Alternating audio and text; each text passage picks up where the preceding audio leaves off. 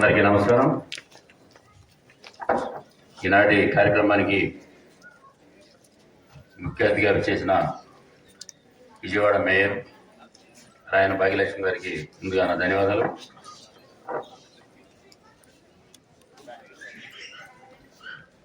ఈనాటి కార్యక్రమం కర్త కర్మ క్రియ అనేటువంటి 1 Earth 1 Life 2వ వార్షికోత్సవం సందర్భంగా గ్రూపు లీడర్ లీలాకుమారి గారికి అలాగే మరి గ్రూప్ సభ్యులందరూ కూడా ముందుగా నమస్కారాలు తెలుసుకుంటున్నాను. అలాగే ఈ కార్యక్రమానికి అతిథులుగా చేసిన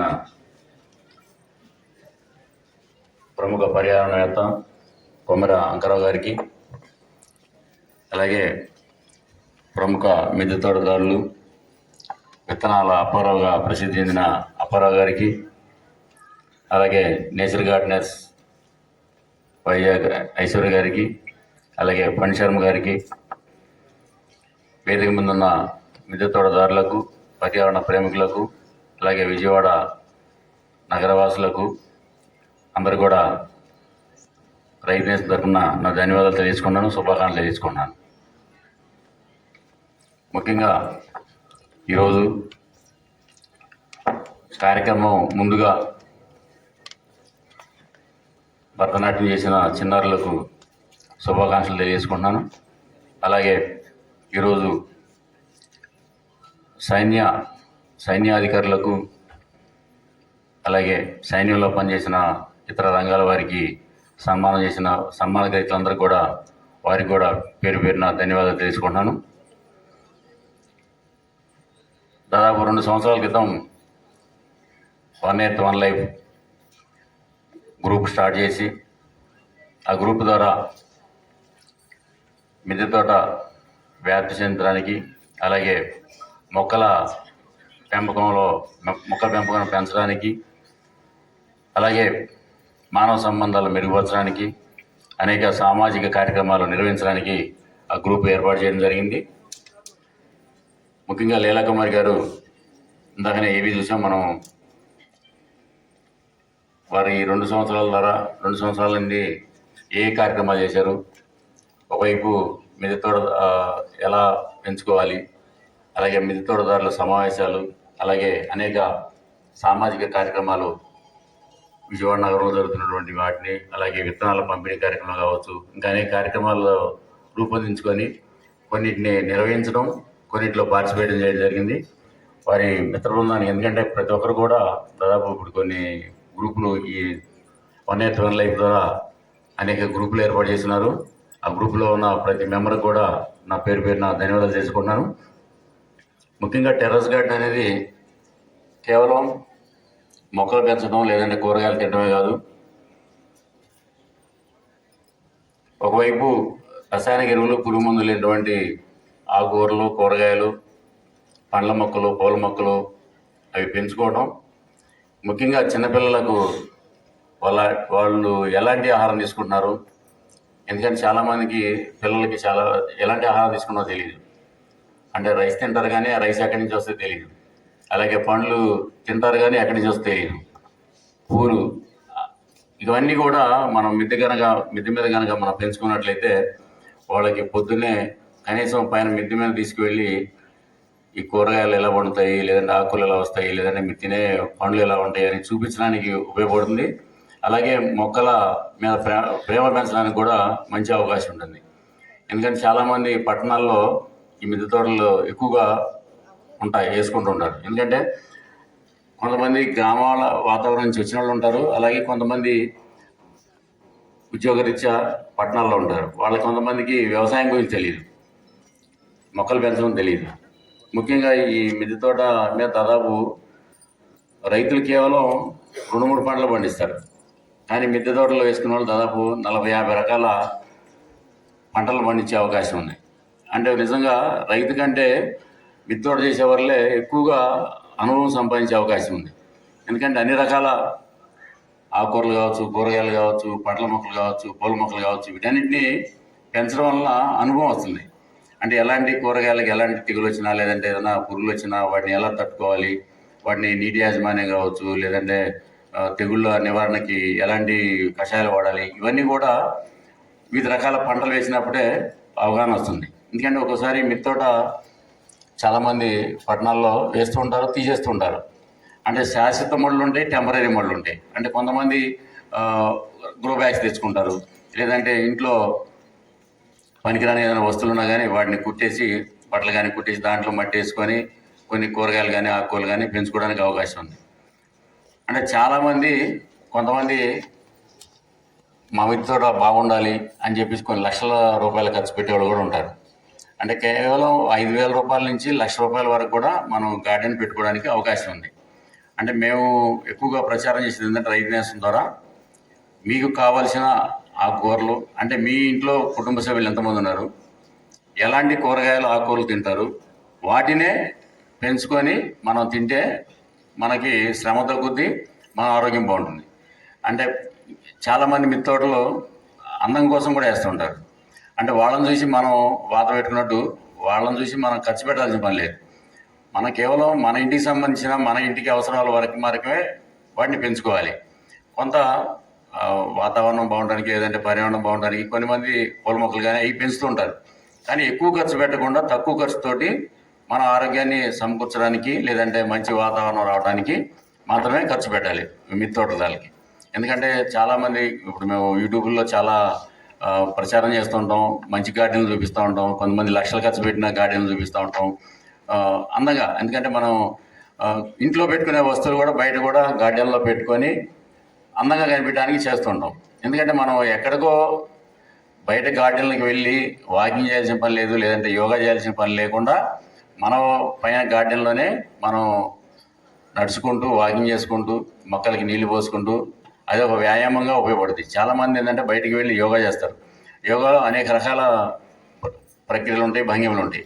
అవన్నీ కూడా మిద్దె తోట మీద చేస్తున్న వాళ్ళకి చేసినట్టు ఫీలింగ్ వస్తుంది. ఎందుకంటే కొంతమంది ఎట్లా వంగుతారు నుంచుంటారు, కూర్చుంటారు, రకరకాలుగా చేస్తూ ఉంటారు. అవన్నీ కూడా మనకి యోగాలో వచ్చేవే వస్తాయి. అందువల్ల మీరు ప్రత్యేకంగా మిద్దె తోట చేసేవాళ్ళు యోగా చేయాల్సిన పని లేదు. మెడిటేషన్ అయితే కొంతమందికి ప్రాణాయామం ఇవన్నీ కొన్ని చేస్తూ ఉంటారు. కొంతమేరకే చేసుకోవడానికి అవకాశం. అదే మిద్దె తోట కనుక ఉంటే కనుక ఇవన్నీ కూడా మనకి ఎక్కడికో బయటకు వెళ్ళి టైం వేస్ట్ చేసే పని లేకుండా మనకి పైన మిద్దె తోట కూరగాయలు వస్తాయి, ఆరోగ్యం వస్తాయి. అంటే ఎక్కడికో వెళ్ళాల్సిన టైం వేస్ట్ చేసుకోకుండా మనం ఈ మిద్దె తోటలు మాత్రం పెంచుకోవడానికి మంచి అవకాశం మిద్దె మీద కనుక అవకాశం ఉంటే, ప్లేస్ ఉంటే కనుక వేసుకోవచ్చు. అయితే చాలామంది పురుగులు వస్తున్నాయి లేదా తెగుళ్ళు వస్తున్నాయి అని అంటూ ఉంటారు. ఎందుకంటే ఏదైనా వ్యవసాయం అనేది అంత ఈజీ కాదు, మట్టితో సంబంధించిన విషయం కాబట్టి మట్టిలో అనేక రకాల కోట్ల బ్యాక్టీరియా ఉంటుంది. మన దేహంలో మన పొట్టలో ఎన్ని రకాల కోట్ల బ్యాక్టీరియా ఉంటుందో అట్లనే మట్టిలో కూడా కోట్ల బ్యాక్టీరియా ఉంటుంది. మనకి మంచి ఆహారం మన పొట్టలో మనకి ఆహారం ఇస్తే మనం యాక్టివ్గా ఉంటాం, లేదంటే మనం పని చేయడానికి శక్తి వస్తుంది. అట్లనే భూమికి కూడా దాంట్లో ఉన్న బ్యాక్టీరియాకి మంచి ఆహారం అందించాలి. మన ఈ కెమికల్ వ్యవసాయం లేదంటే ఏదైనా కెమికల్ ఇచ్చారనుకోండి, అది టెంపరీగా మాత్రమే ఆ ఎరువులు కానీ యూరియా కానీ అవి ఇస్తే టెంపరీగా మాత్రమే పనిచేస్తాయి బ్యాక్టీరియా, తర్వాత చచ్చిపోతాయి. అందువల్ల మనం మంచి ఏదైతే ఆవు పేడ మొత్తం ద్వారా వచ్చినటువంటి జీవామృతం కానీ, లేదంటే ఘనజీవామృతం కానీ, లేదంటే వర్మీ కంపోస్ట్ కానీ, వీటి ద్వారా మనం మంచి ఆహారం ఇవ్వాలి. ఇచ్చినప్పుడే మనకు మంచి గ్రోత్ కానీ, మంచి నాణ్యమైన పంట కానీ మనకు దిగుబడి వచ్చే అవకాశం ఉంది. అందువల్ల వీటిని ఎక్కువగా మనం చేయాలి. ఎందుకంటే టెర్రస్ గార్డెన్ వేసి కూడా చాలామంది కెమికల్ వేస్తుంటారు. ఎందుకు వేస్తారు? మనకు అధిక దిగుబడి రావాలి, బయట వాళ్ళు పెట్టిన ఫోటోలు పెట్టి చూసి మనకి కూరగాయలు కిలోలు రావాలనుకుంటారు చాలామంది. అంటే కనిపించాలి అనుకుంటారు. అలాంటి అవసరం లేదు. కేవలం 4 చెట్లు, 4 వంగ చెట్లు, 4 బెండ చెట్లు, 4 టమాటా చెట్లు ఉన్నా చాలు. అంటే వచ్చేటికి అంత వరకు వస్తాయి.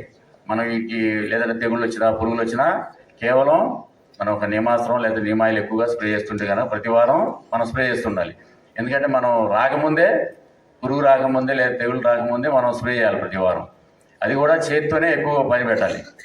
మనం ఏదైనా పురుగు వచ్చినా లేదా చేతితో నుంచి పక్కన పడేయటం, లేదంటే తెగులు వచ్చినా కానీ పక్కన పడేయటం, లేదంటే వాటర్ స్ప్రే చేయడం, ఎక్కువగా చేతితో పని పెట్టాలి.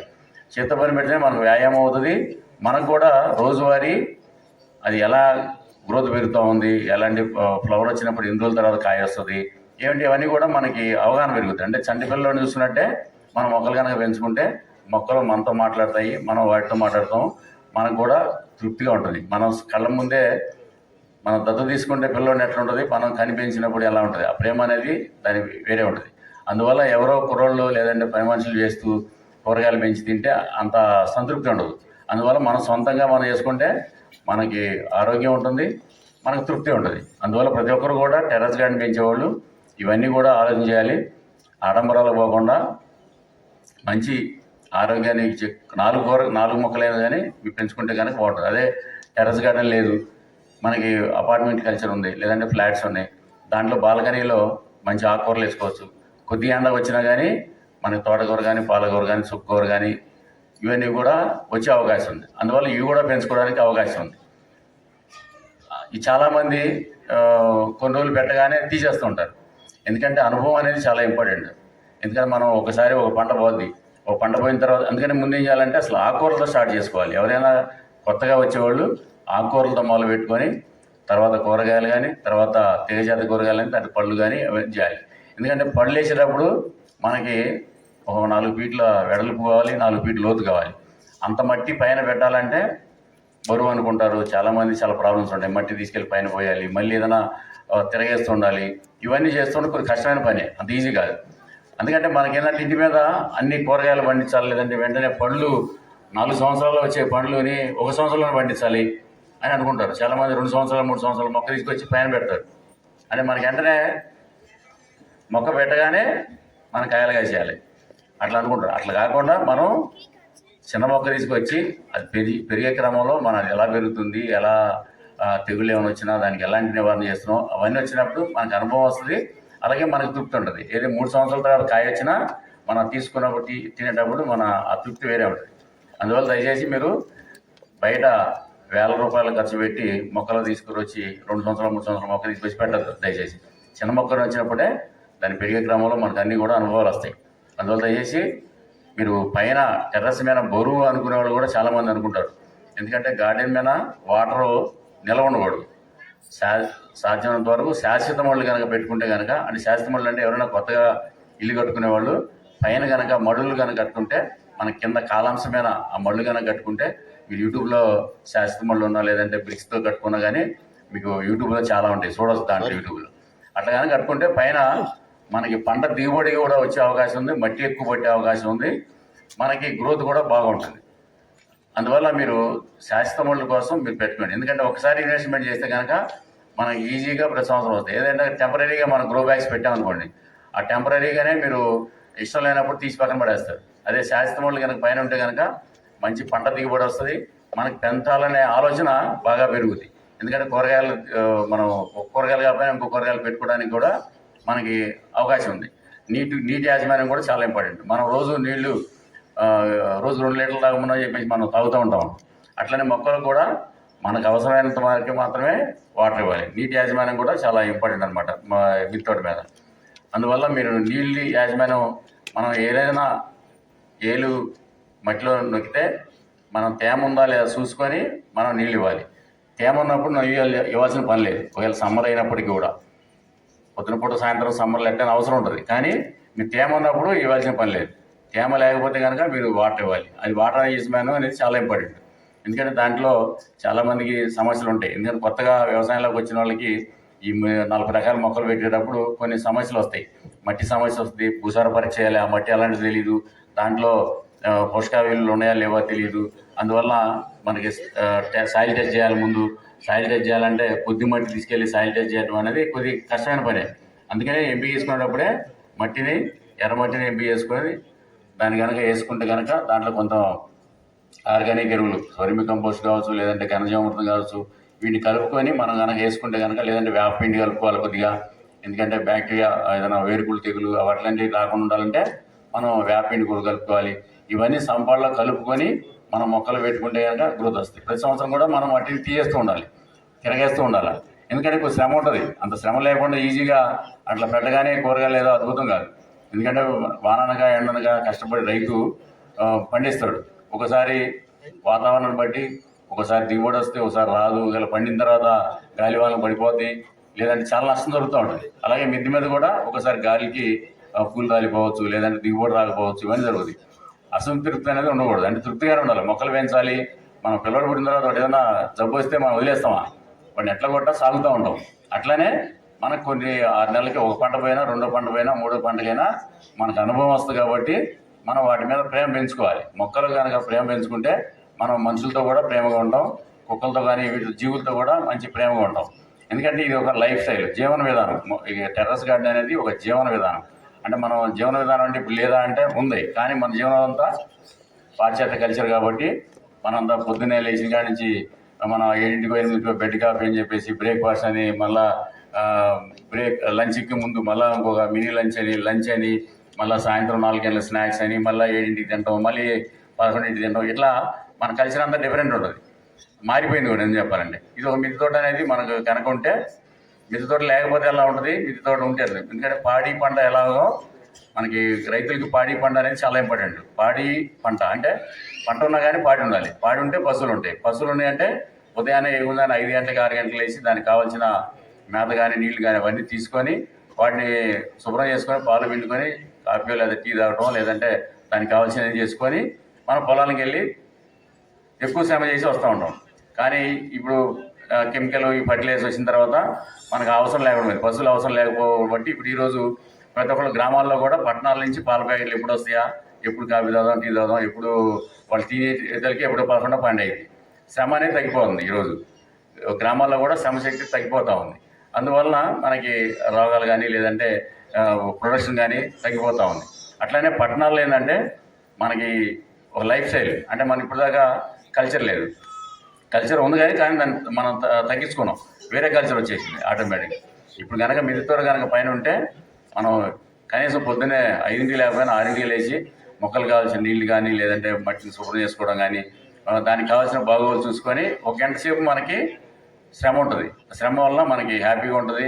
ముఖ్యంగా లేడీస్కి చాలామంది, ఇప్పుడు లేడీస్ అనే కాదు మగవాళ్ళు